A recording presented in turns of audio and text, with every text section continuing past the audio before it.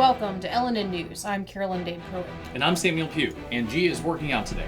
We appreciate you joining us. This week we have two Hopewell City Councilors joining us on the show to discuss last week's controversial meeting. But first we have your local headlines right after this.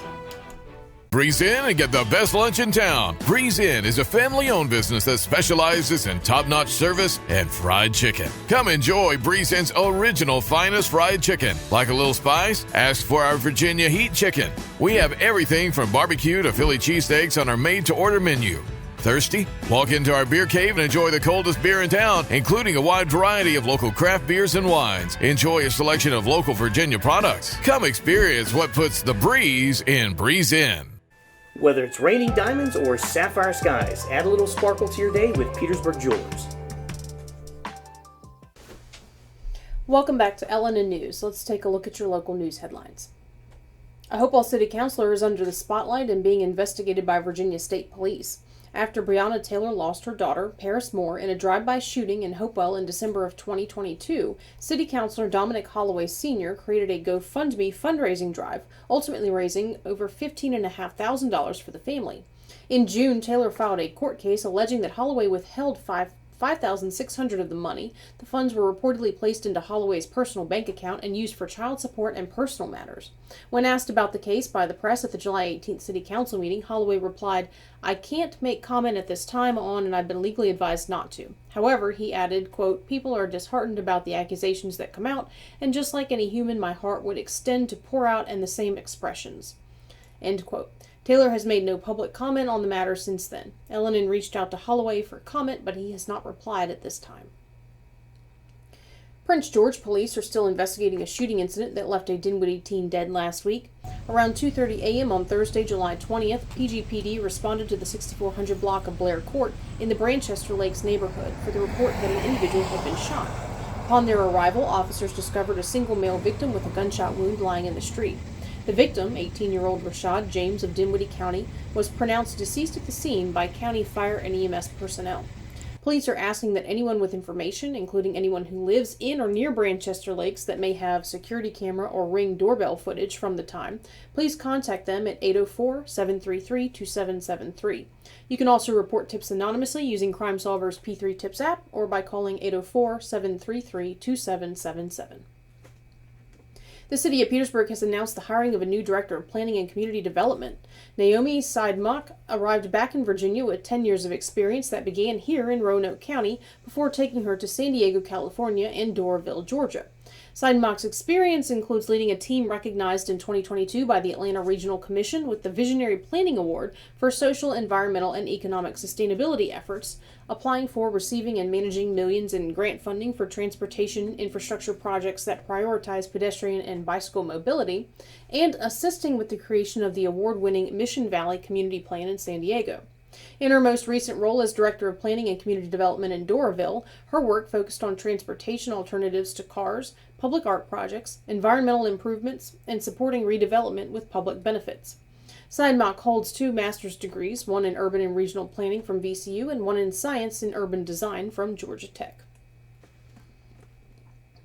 If you are a motorcycle rider and would like to support Help and Healing for Heroes, Colonial Harley-Davidson is hosting its Heroes Ride on Saturday, August 12th. Registration opens at 9 a.m. with kickstands up at 10 a.m. At $20 per rider and $10 per passenger, all proceeds from the event will go directly to Help and Healing for Heroes, an organization with the mission to provide care to America's military, veterans, first responders, and their families. Lunch will be served by Life Christian Riders at 11 a.m. while supplies last. Visit colonialhd.com for more information and to register. Last week, Prince George celebrated the addition of new athletic courts to its array of recreation opportunities throughout the county. 4 new pickleball courts and 1 new tennis court were celebrated with a ribbon cutting at Temple Recreation Park, with county staff, residents, and members of a local pickleball group present. The pickleball players followed the ribbon cutting with a demonstration of their pickleball skills. The new courts were repurposed from 3 old tennis courts that were dilapidated prior to being converted by the county. The newly revitalized courts will be open for play from sunrise to sunset, and the County Recreations and Parks Department expects to offer new pickleball programming beginning this fall.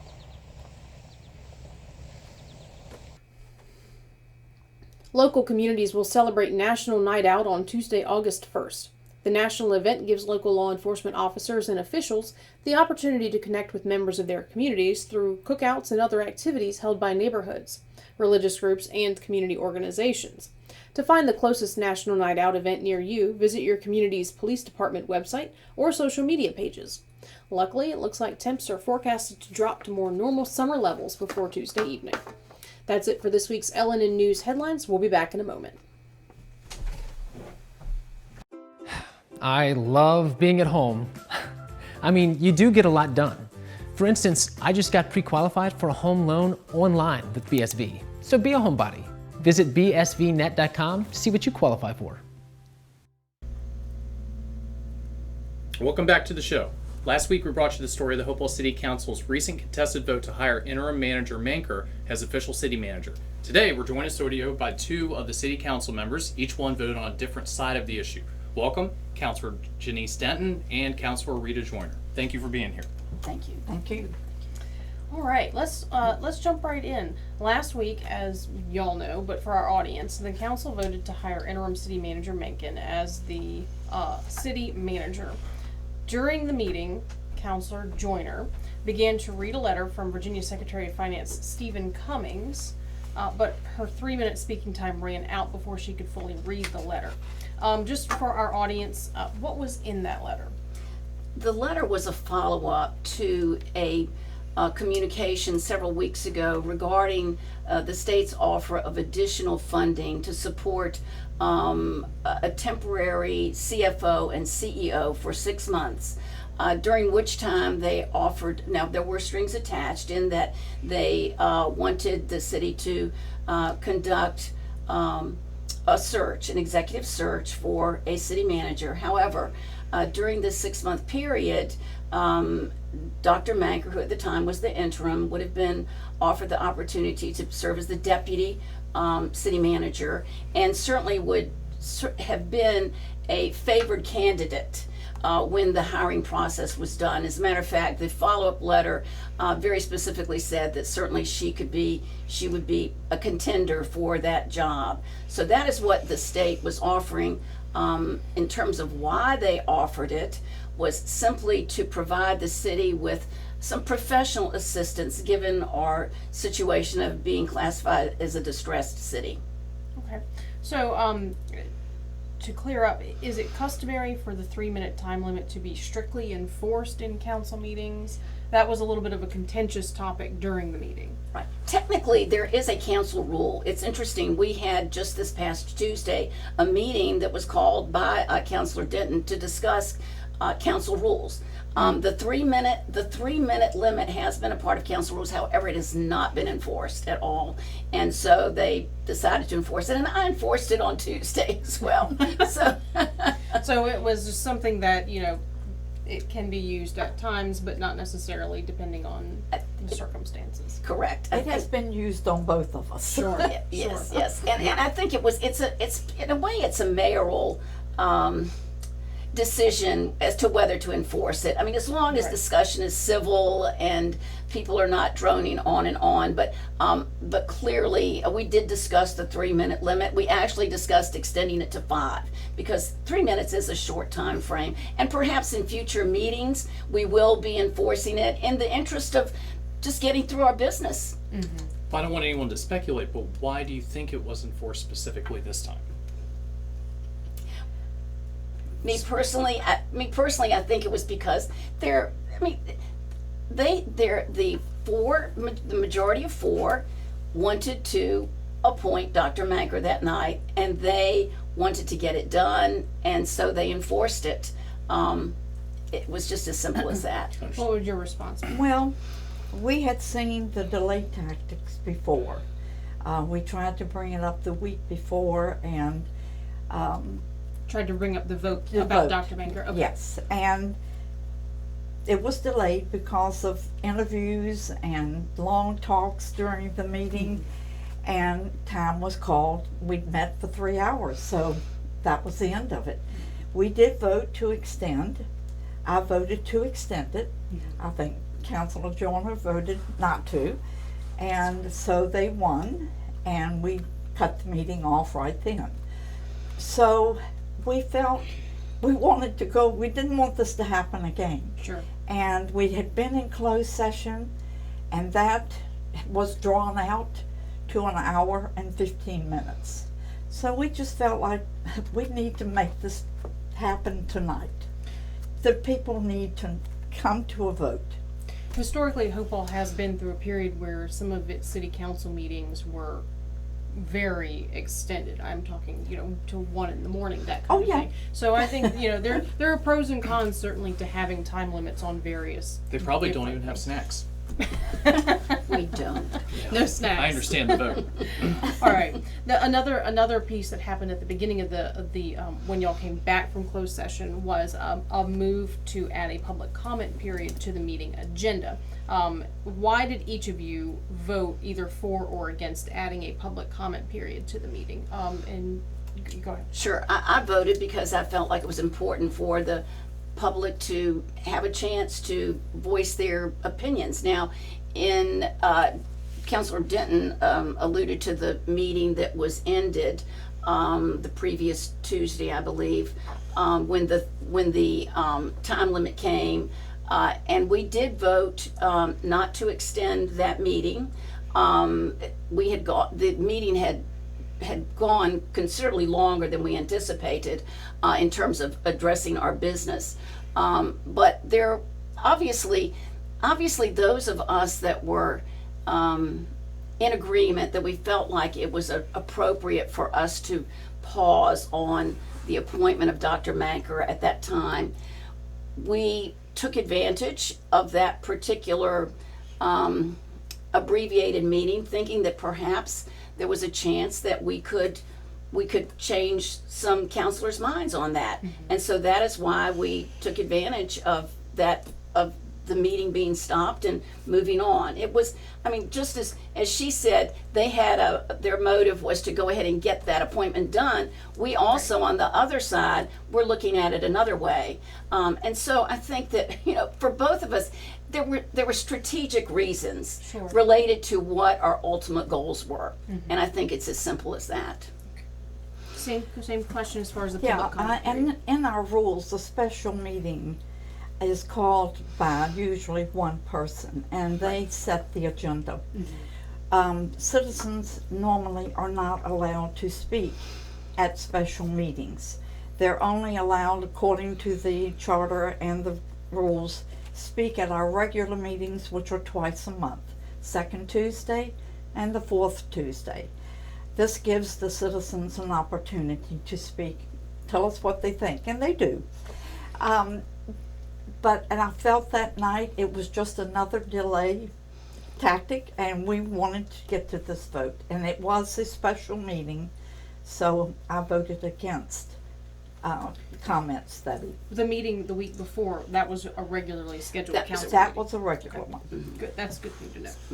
So, same question. Why did you vote for or against accepting the financial assistance from the state for these positions?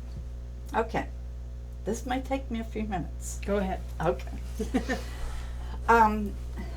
When I read the letter, on the original letter from Mr. Cummings, they did offer the $200,000, but the sentence that bothered me was to ensure this commitment, the Commonwealth would need participation, ongoing review, and approval of interim candidates and the PMO and the accounting remediation firms.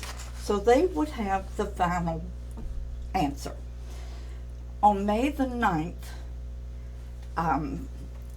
the audit firm, Alvarez and Marcel, gave us their report.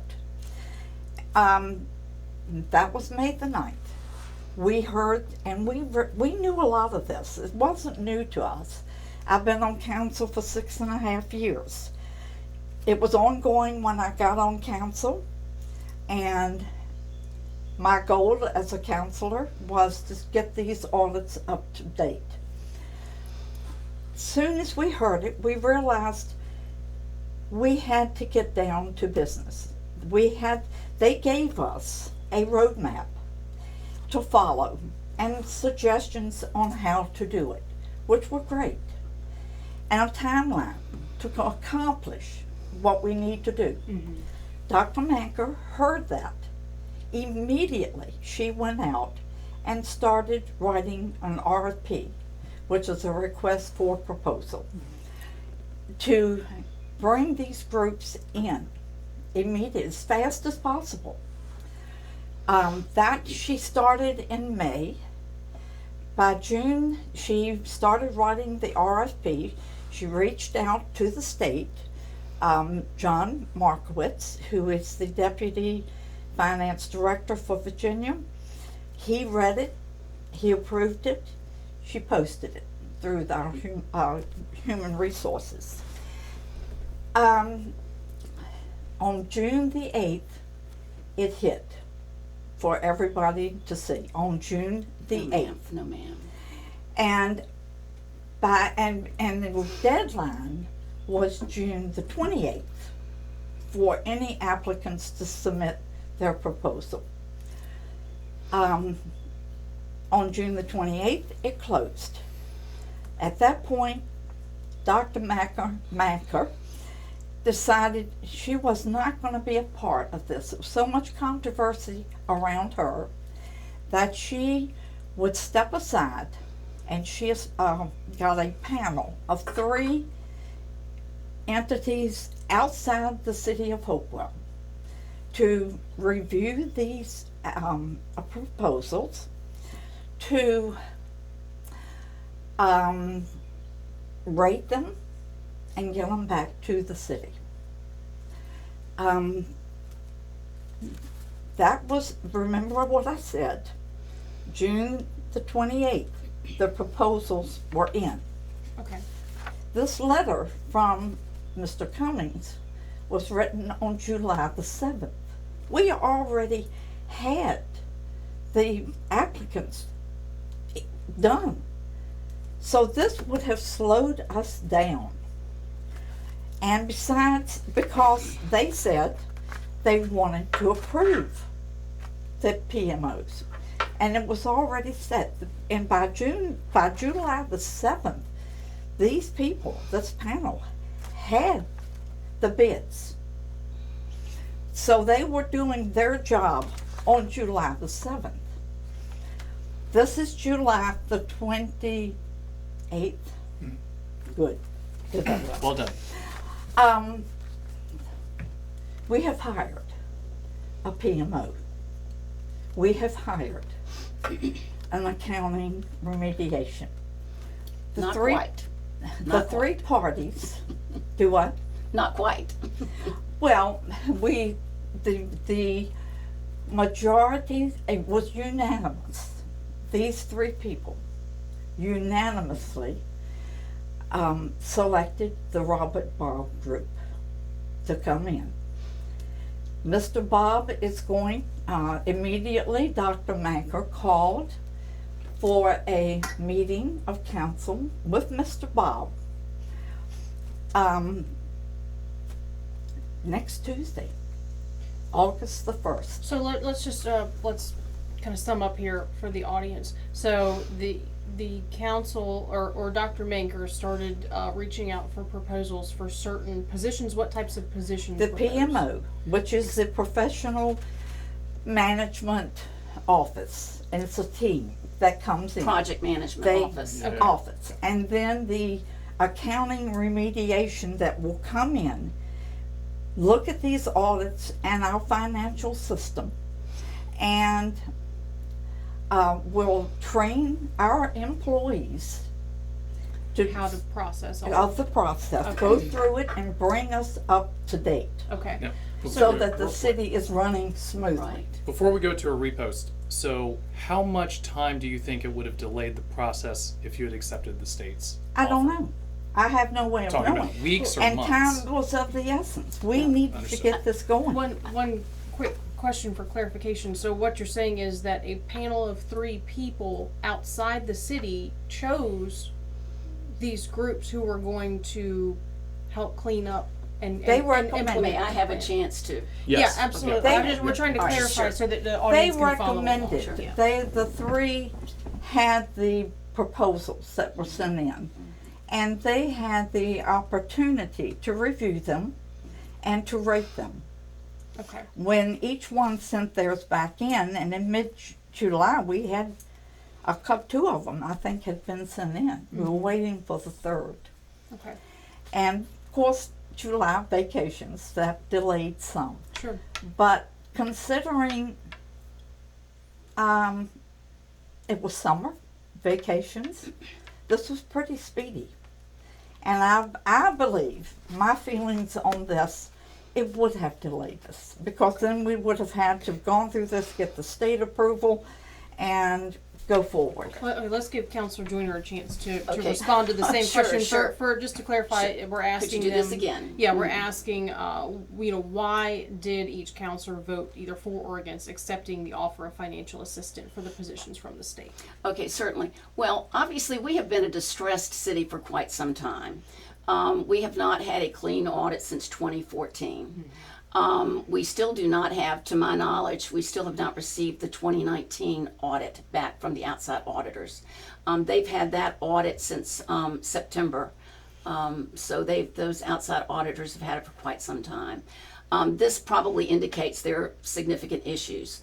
One of the serious findings of the audit completed by Alvarez and Marcel was that in addition to these audits being delayed, we have never addressed the significant findings that have been revealed in each of these audits. So even though we've completed 2015, 2016, 2017, 2018, there are significant issues in all of those audits.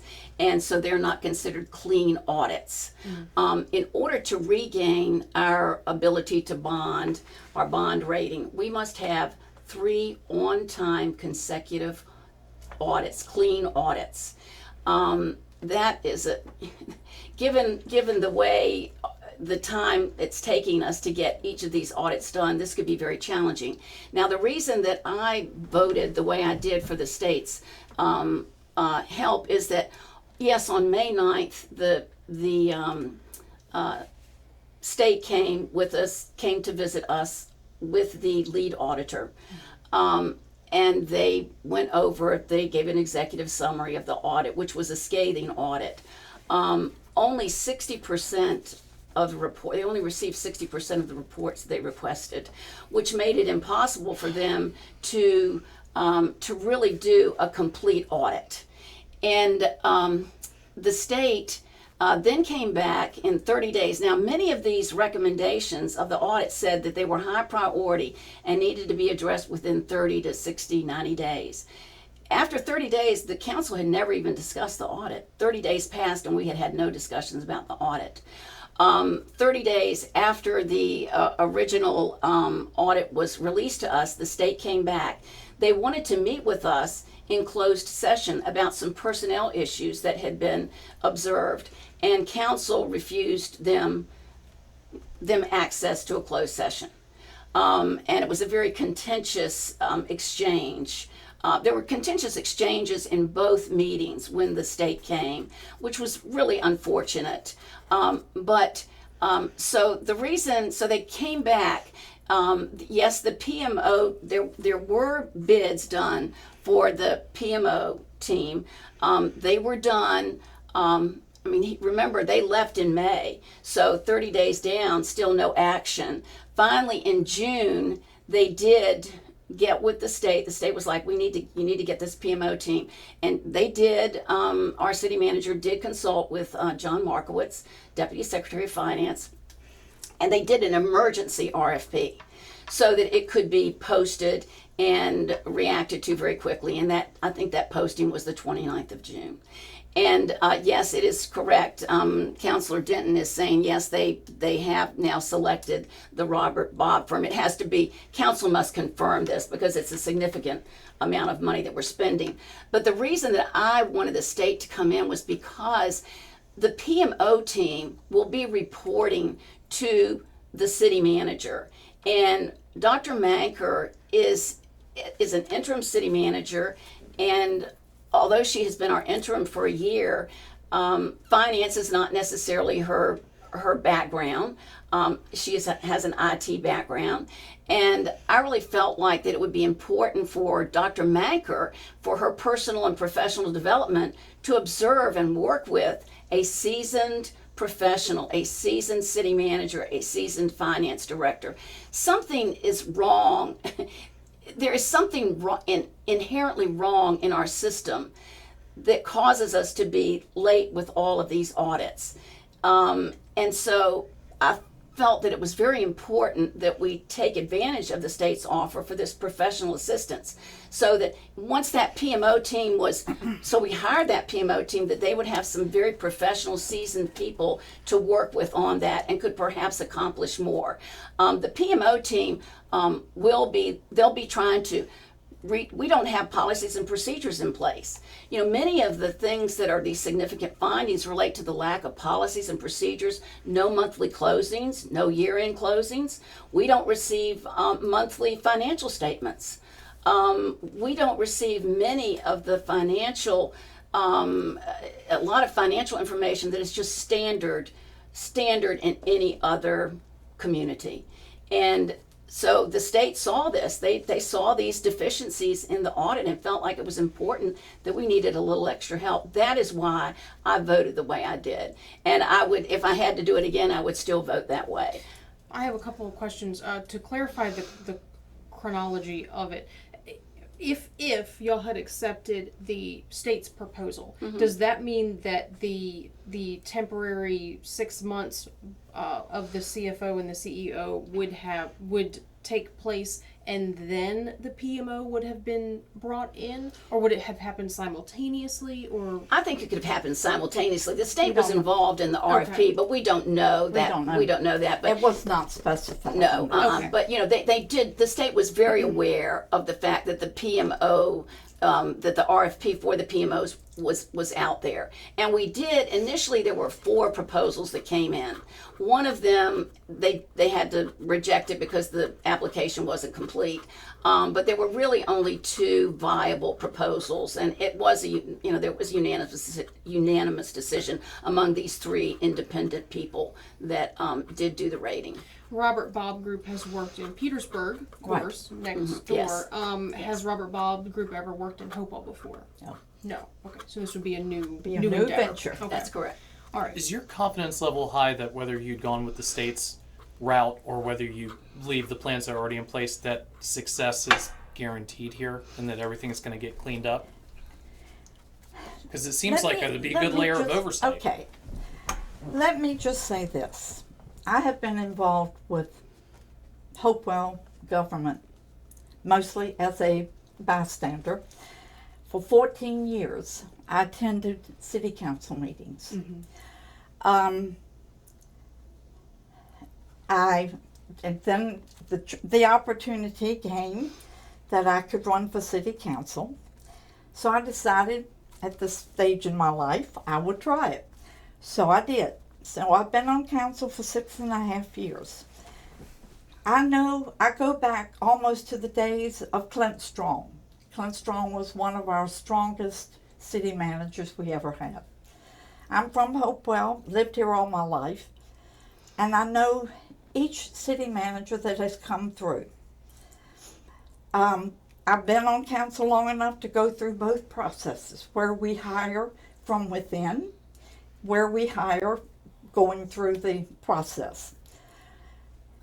I was fortunate enough, and it was a year ago, let me just say this, that our city manager resigned to become the city manager of Petersburg.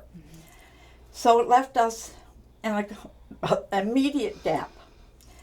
So my feelings at that time was, while we had this opportunity, let's go out and get a professional group then. Our former counselor in Ward 1, Debbie Randolph, she felt that the Robert Bob group would be good. We took it to council and discussed it. Majority said no. and we voted, majority voted for Dr. Mankel. I told her immediately I did not support her. I didn't think she could do the job, and that we really needed to have somebody strong to come in and get us straight. She listened to me, and then she looked at me and she said, okay, we're done. Now I'm going to get busy and show you I can do it. So for 1 year, I had hands-on with her. I saw her come into an office with nobody. Everybody had left. We had one director. They had all left. We had vacancies in the city. Morale was down. Council was dysfunctional. It was a mess. And I think everybody would say a year ago, our city was a mess. I saw this lady come in and get to work. And she filled positions, she got the morale up amongst the employees. She worked with council where we were having meetings to 1 o'clock, 11 o'clock. We haven't had one of those meetings. They've all ended at 9:30. Latest, I think, was maybe 10. She came in and with brand new directors, never done a budget. She went in, showed them how to do a budget, and we met the state deadlines of April 1st to bring a balanced budget to council. She did that. I watched her. She called every counselor.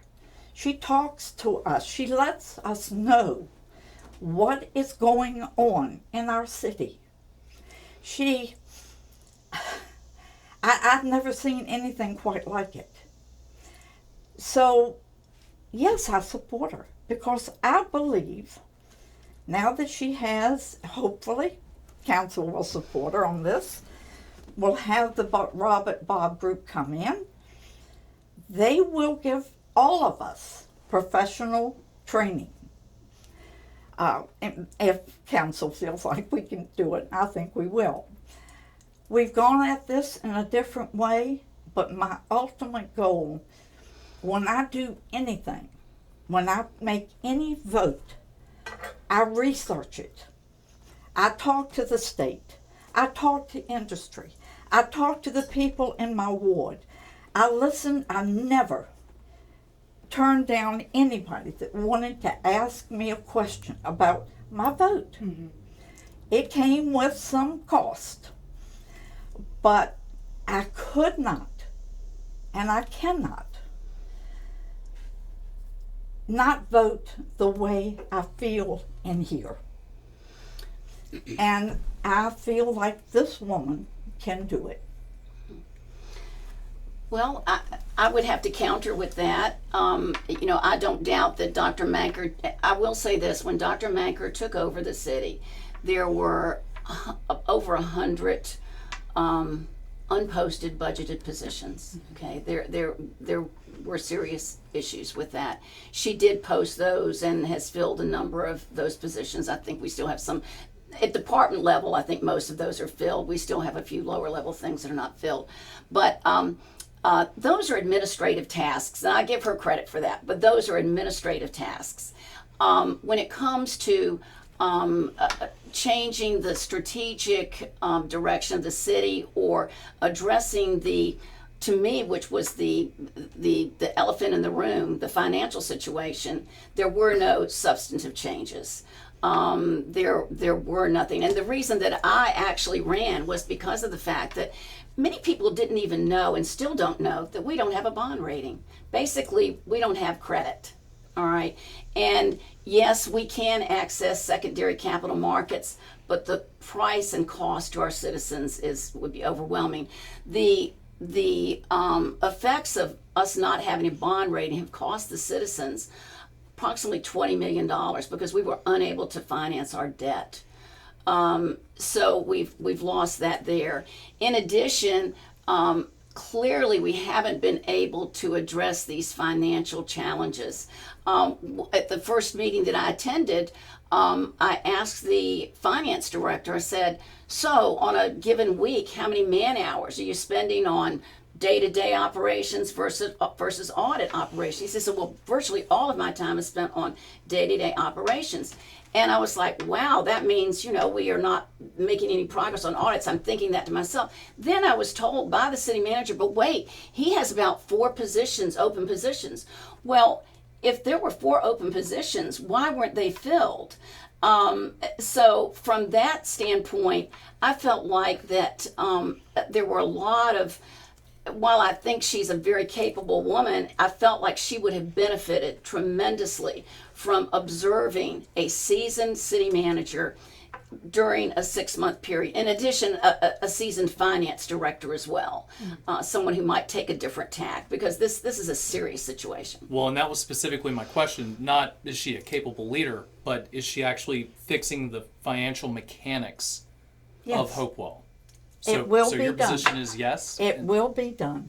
Okay. Based on the letter from Mr. Cummings, would either she or the current director of finance for the city have lost their job? Would any staff have lost their job if you had agreed to the state's proposal? They could have. I'm sure that's a possibility. Although I don't think Dr. Manker was going to be. They made it very clear she would be the deputy. She would be the deputy. So I don't believe. But there was no immediate firings just to No. bring in these 2 temporary No. positions. I think they did not talk about replacing the finance director, and Dr. Manker was aware of that, and she already had posted and has posted for a full-time finance director. Mr. Terry was a contractor who was hired to just by council to come in and just do the work on the audit. I was not was aware the that theory, he was but a that He's a contract that employee, was but he's still here. and he's still here. But we've had 3 city managers before Dr. Manker. So, and they were seasoned. They were office manager. But you don't. I mean, these were men that were well trained, and should have been able to, I guess, do the job, and did not. Dr. Manker's only been here 1 year.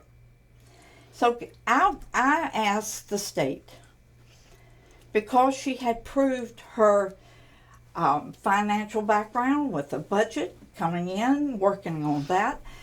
I said, could we come to a compromise? Would you give Dr. Manker 3 months to 6 months to show what she is thinking? I know for a fact that, because my son has a print shop, I go by City Hall quite often because it's between us. And on Memorial Day weekend, her car was down there for the entire weekend. I called her. I said, "Are you okay?" Now, this was the end of May. I said, "Are you okay?" She said, "Yes, I'm working on a plan to give to council Tuesday night on how we can do this." And she did. She prepared it, she printed it off, she gave it to council. Financially, I think she's a pretty savvy lady, but I just asked to give her a chance to put her ideas into motion. We're already 8 years late. What is 6 months? Let her try. If she can't do it, okay, we'll look at it again.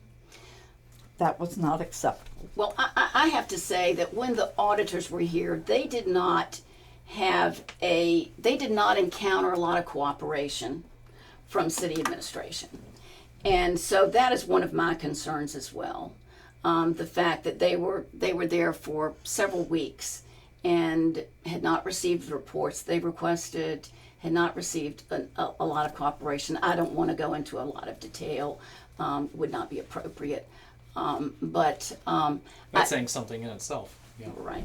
So that's kind of where I'm at. And that is why I felt like it was very important for us to consider what the state was offering. And the state was very aware of what had occurred during the audit. I mean, they were part of the process. So it's not like they were on the outside, completely. They were looking, and they were very much a part of it.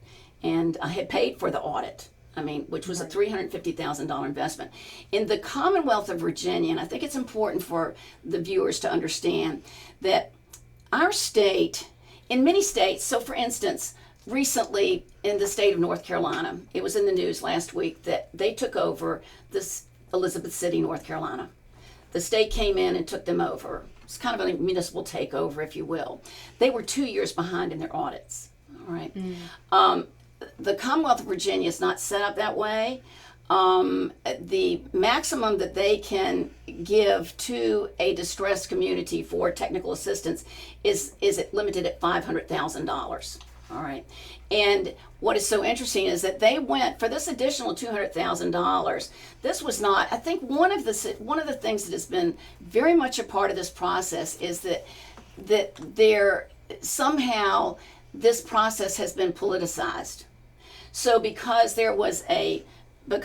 this was a Republican administration, there was some angst about taking, we live in a very divided society these days. And even when it gets down to local politics, it can become a red thing or a blue thing, that kind of thing. And so I do think that some of the angst has been due to political issues and Secretary Cummings alluded to this in his letter. He said that there had been some concerns that people had said, well, this is politically motivated, the fact that they were there.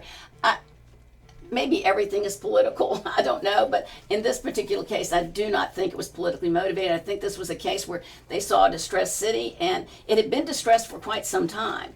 Now, I have not seen the letters, but I understand that the APA, the Auditor of Public Accounts, has sent the city letters for probably the past 8 years, saying that we're late.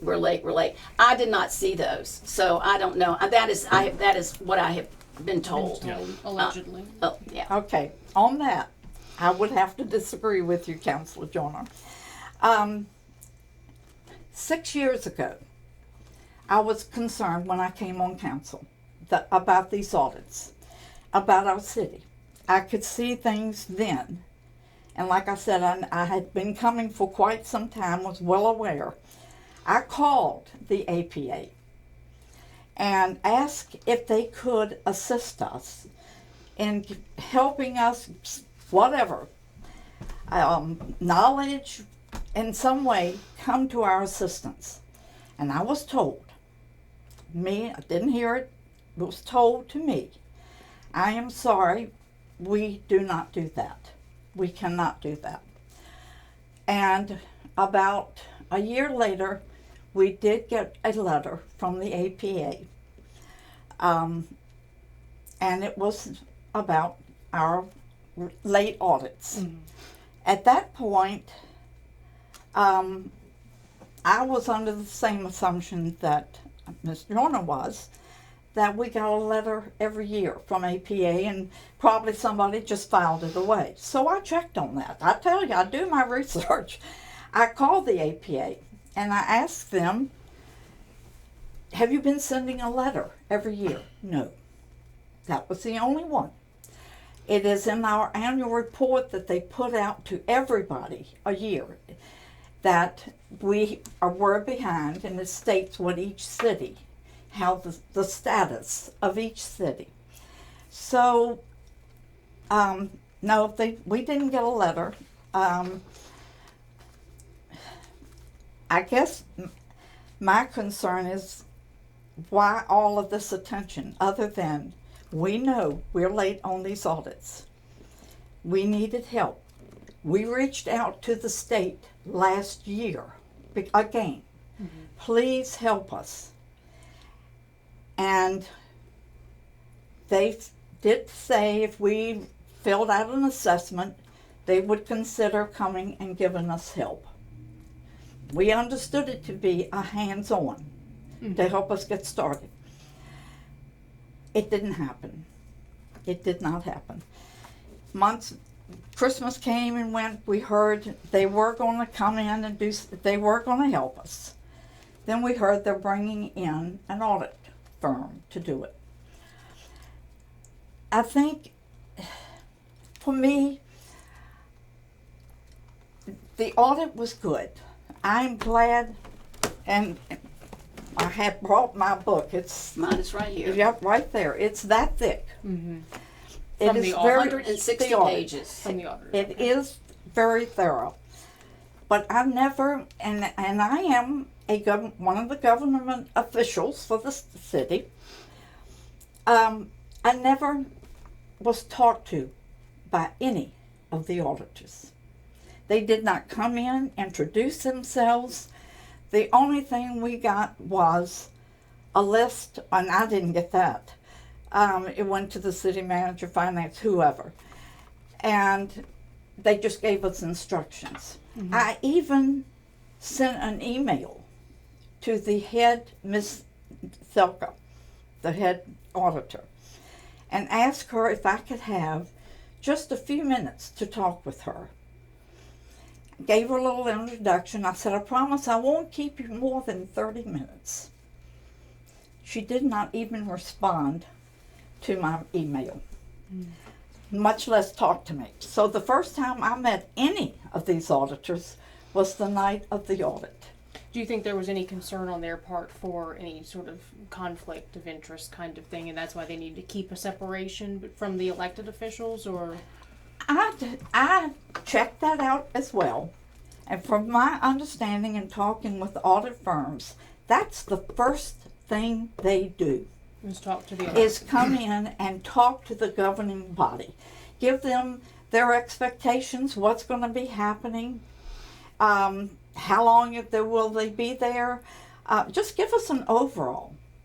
And from what I understand, that is the first thing most audit companies do. Interesting. Can I ask a question, just as a unlearned citizen in all of this? It seems like there's two stacks of issues here. There's the personnel issues, the interpersonal communication styles of the people doing this, the political persuasions of the people doing this, and then from just someone who pays property tax in the city of Hopewell, a desire for some ruthless efficiency to get it back to a balanced point. And it seems like all these other personnel issues are sideline issues, and that every movement should be towards getting it back to where the city can borrow again. I mean, if there's a huge infrastructure problem, property taxes go through the roof. That is my contention all along, and it is the reason that as I said, many people don't even understand that we don't have the ability to borrow at a good rate. Clearly we would have to pay more money to borrow. To me, Alvarez and Marcel are a worldwide, very prestigious public accounting firm. They do public accounting. I'm sure that there are different accounting firms have different protocols. The group came in and met with, I happen to be a member of the finance committee along with Councilor Harris. They did come in when they introduced themselves, and Dr. Manker, I did not receive the letter of all the reports they needed and meetings that needed to be set up, but Dr. Manker did. And I think that, there was obviously maybe some confusion or whatever on what they needed, which they didn't get. I personally just feel like it is very important for us to get our house in order. Now, I have been told there is a group of people on council that believe we don't have a serious problem. I have been told, and even Dr. Manker told me directly that she did not feel our problem was as serious as perhaps some, because we have money in the bank, and we are not like Petersburg, because Petersburg was fiscally insolvent.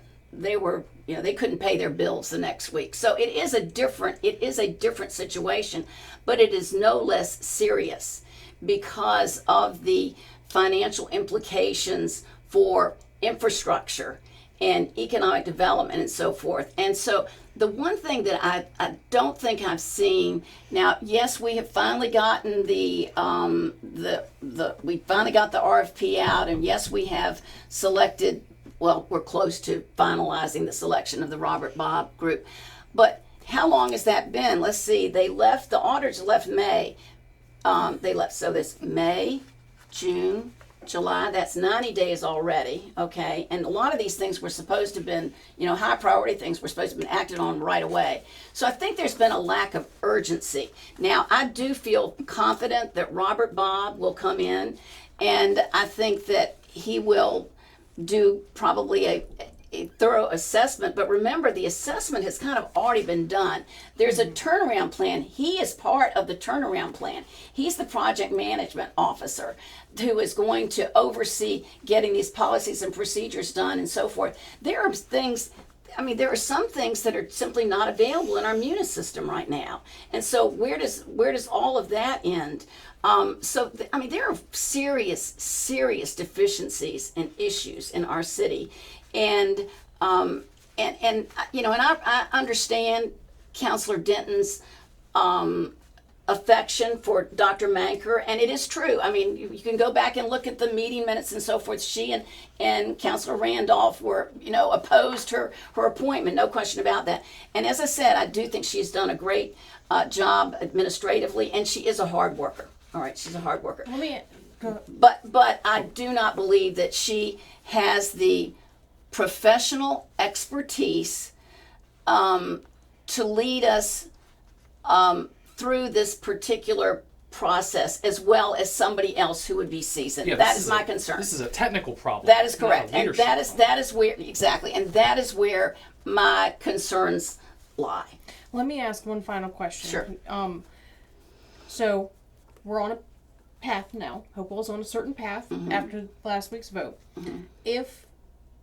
If things continue as they have been and the financial woes are not resolved and Hopewell finds itself no further along in all of these audits and catching up financially a year from now, say, is there any path back to that offer from the state to help? If things don't go, if things don't go as hoped, would you reconsider? I mean, nothing, we don't know the future. Sure. But I don't know if the state would ever come in again. But so if they did, haven't indicated yes, whether this is ongoing. Don't get me wrong. I think Dr. Manker has the credentials to get this job done. Does she take it seriously? Yes, she does. You want to say 90 days? That was big. We didn't meet for the final understanding. Council had not even met to go over the audit by the end of May. So we had a meeting at the end of May, and we divided it with the state at that time. But that was the first time council had had a chance to go over anything about the audit. First time. That was the end of May. June, it takes, when you post for positions, it takes normally 60 days. We did put an emergency for a rush for the PMOs and the accounting. Yeah, 20 days. For 30, down to June the 28th, they had to be in. Then they have to be gone over. They have to be rated. They have to get them back. And then we find out. And within 30 days, I don't know how anybody could have done this any faster. And I think the state, we definitely want to work with the state. We're going to keep them apprised of every step along this way. Let them see the progress that is being made, because we are aware of the extreme urgency of getting these audits done. I mean, we are a city. We have to function financially to provide our citizens a good living environment. We know what we've got to do, and we will do it. Who's responsible for reporting those kind of updates to the state? I am sure council will most likely do it, or with the concurrence of the city. There's been no established communication. That's what I picked up is there's a crossfire of just communication issues up and down and side to side all through this process. It's communication. Well, I think that one thing has to be is that the city manager must communicate more, I think, publicly. Now, the city manager does send us a weekly report, but I think there needs to be a more public communication with the citizens. And they're already doing this. Our new communications director, Kaylee Hawks, she has almost started what they're going to call the currents, because I called her and said, we need to let our citizens know what is going on in our city. We know in the city, but they are not aware. We need a newsletter because we don't have a newspaper, and it's going to go out quarterly, every 3 months. This is similar to what former city manager Altman did. It's He had a what, town There city. used to be a current. There Herbert used to be. Bragg used to do what they call city currents, It was called. and but it's going to be expanded to city and government. Why is the interim city manager, getting reports that the council members are not even privy to? Like, they should be in leadership position. They're the elected officials. So why is there opaqueness between the communications the city manager is doing? I don't think there is. I think there is. I think there is a little bit That's of what that. I think there is a little bit of that. Recently, I mean, honestly, just recently, we received a notification that we're behind in, or something's not timely in terms of our CARES funding reporting, and this letter went straight to Dr. Manker. We have not been told about this. So there are a number of little issues along the way. Now, there is a lot going on, right now, but I do feel that it would be appropriate, particularly for the city manager to report to, now during the summer we only have one regular meeting. We've had these special meetings, but we only have one regular meeting. Right. So we will return to 2 meetings a month in September. But I do think it's important for there to be a segment, just like sometimes we have counselor comments. I think that the city manager ought to have at every meeting a segment, and that's something that we can talk about perhaps in our council rules. Yeah. But I believe- I think communication that's is very I believe that important. Communication, I think we may go at it differently. She'll Sure. see it differently than I see it. But I think the final goal we will agree on. Sure. And that is, in spite of the diversity, we're going to come out as a unified city. We want what is best for our citizens, and regardless of our differences of opinion, we've got to agree our citizens come first. Well, and that means that we have to get these And audits done. yes, That they is do. number one. That is where the citizens, their needs are met when the city government functions efficiently and effectively. You don't even notice city government. Exactly. And that is what needs to happen. They really haven't noticed it. I mean, I over think the a lot of past people years, understand it. We've had different instances where we needed the public's support and come and give me your opinions. We as counselors want to hear from our constituents. That helps us make up our minds. But the apathy we're getting right now, Apathy is fueled by the fact that we don't let our citizens comment. Now, granted that these were special meetings, but I think that adds to their frustration when they see us go to a meeting and we say, can we allow citizen comments? No. Now, I understand these were special meetings, but nonetheless, it sends out a very, very bad message that the citizens aren't important. You don't want to hear from us. Well, and from a citizen point of view, right, people are running their lives, taking care of their kids, taking care of their businesses, and the bills that their local municipalities are paying should just be automatic, right? The audits, the paperwork should be done on time. The communication should Absolutely. be professionally done. So this isn't something that I feel like people should have on the forefront of their mind is their local governments fulfilling their basic responsibilities here? Exactly. I mean, we're not exactly electing presidents. Clean water. They expect clean water. They expect public safety services. And the fact that we cannot borrow money has a direct impact on public safety. We are desperate in our city for a new fire station or stations. That we agree on. and we cannot build those fire stations. Our current fire station is located adjacent to the industry. I know industry would very much like to see a fire station located out of that very volatile area, because should there be, and God forbid there should be some sort of accident, that would really handicap us, that our main fire station is located right there. So this has a tremendous impact on public safety. In addition, we have the city expanding out more toward Prince George, on, I guess that, I don't know what direction that is, but now near Anchor Point, Cameron's Landing, those areas, I mean, a response time would be considerable given where our current fire station is located. So when we do build, we're looking to build, to probably have a satellite in addition to a main station. The city has already purchased land for the main station. But so there are direct public safety implications for this sort of thing. Sure.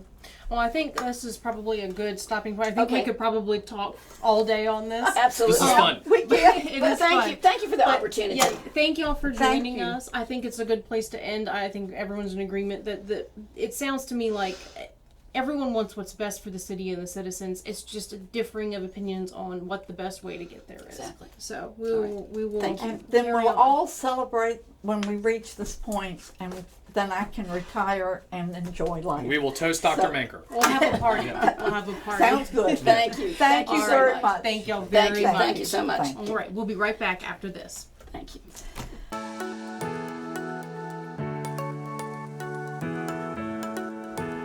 Yes, you can still get haircuts, colors, highlights, waxing services, everything that's going to make you look great right here at the Apothic Company.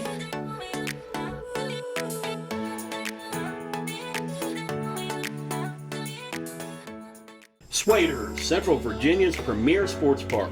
Corporate events, parties, date night, or just a family outing. At Swader's, it's always playtime.